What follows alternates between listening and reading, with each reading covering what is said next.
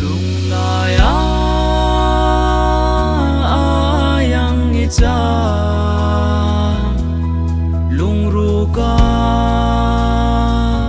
punang ihlui no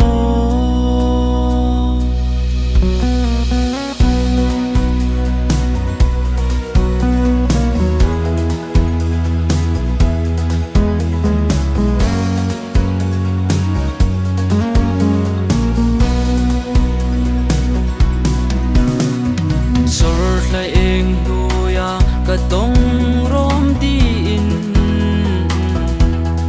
ka zong vela ka tong sino khola mi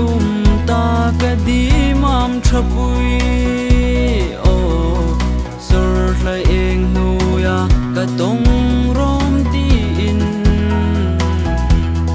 ka zong vela ka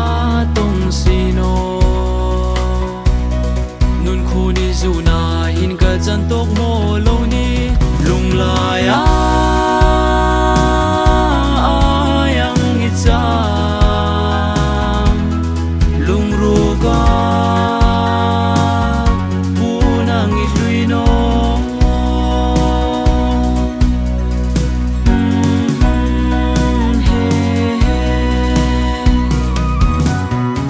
ang hling turang a trui ni tami kalung di khuyang in khel hi lamang le zai rel rengi moi sino pang hling turang a trui ni an tami kalung di khuyang in khel hi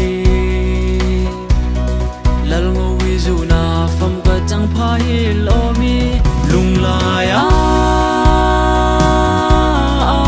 yang icha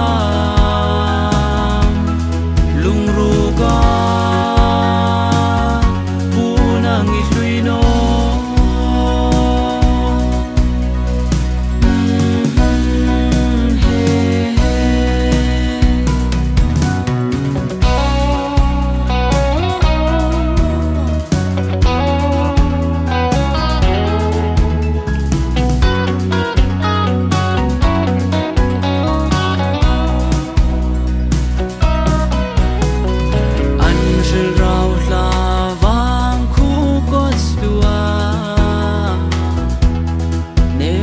Jolin